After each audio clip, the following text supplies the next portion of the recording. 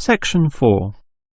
You will hear a lecturer discussing techniques for removing carbon dioxide from the atmosphere. First, you have some time to look at questions 31 to 33.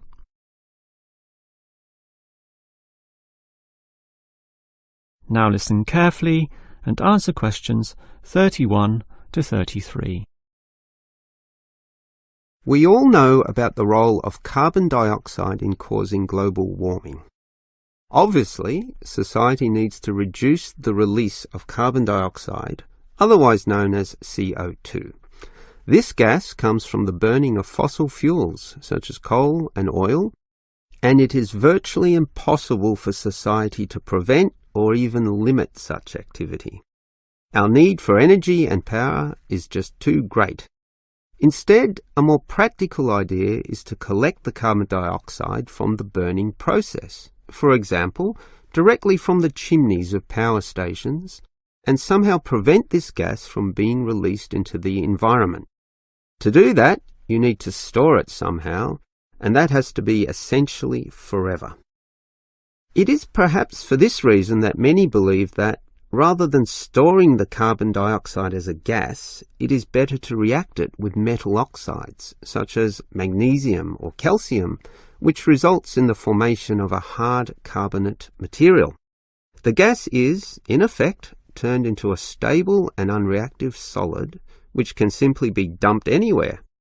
This process actually occurs naturally, although very, very slowly, and is one cause of the surface limestone in the world. But this slow reaction speed is the problem. Even when enhancing this process through high temperature and pressure, or pre-treatment of the mineral, it is still far too slow to be economical.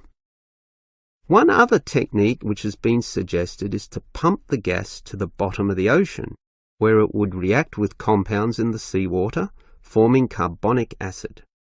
However, this alternative has now been ruled out. The CO2 may be removed from the atmosphere, but the high oceanic acidity which would result raises its own set of problems, mostly with all the delicate life and the intricate food chains in the seawater, some on which we ourselves depend, and that's something which no one wants to experiment with. Before you hear the rest of the lecture, you have some time to look at questions 34 to 40.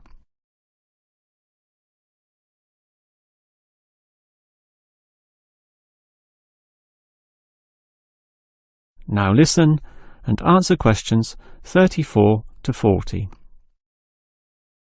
Perhaps because of the lack of alternatives, the most commonly discussed solution to the problem of disposing of carbon dioxide is to pump the gas underground, a technique known as geosequestration. In this system, the CO2, for example, could be pumped into underground pockets within depleted oil wells or disused coal tunnels. This carries, however, three serious disadvantages, namely the risk of leaks, the considerable costs involved, and finally the unproven effectiveness. Let us look at those three disadvantages in detail. Firstly, there is the risk of leaks. Although the gas would be deep and sealed over by masses of rock and earth, the huge pressures in these spaces would turn the gas into a liquid state, capable of moving through rock fissures or faults. This could allow the gas to eventually be released to the surface. Since CO2 is heavier than air, and thus pushes oxygen aside, such leaks could result in the suffocation of thousands or tens of thousands of people, certainly not a consequence to be taken lightly. Natural CO2 leakage from volcanic buildup has already witnessed such deadly events. The other problem of geosequestration is the cost. The time and effort spent on materials and construction, primarily the pipework through which the gas would travel, does not come cheaply. So, if this system were to be implemented in, say, coal-fired power plants, the extra cost would have to be paid by the electricity user, whose bills would almost double as a consequence. Few people are prepared to pay this much simply to make a small dent on the effects of global warming. And this leads to the final problem. The most basic question is whether geosequestration actually reduces global warming. The problem here is that the energy needed to create and drive the sequestration process would require approximately a quarter of a coal-fired electricity plant's output. In other words, the plant would have to burn 1/4 more of its coal just to account for the sequestration of the carbon dioxide.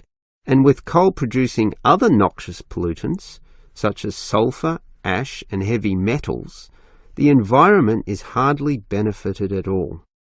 Nevertheless, there are many active experimental efforts underway, primarily in oil production sites.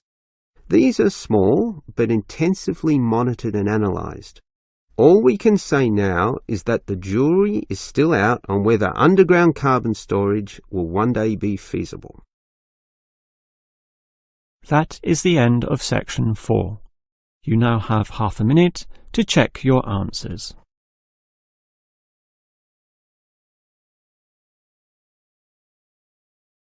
That is the end of the listening test.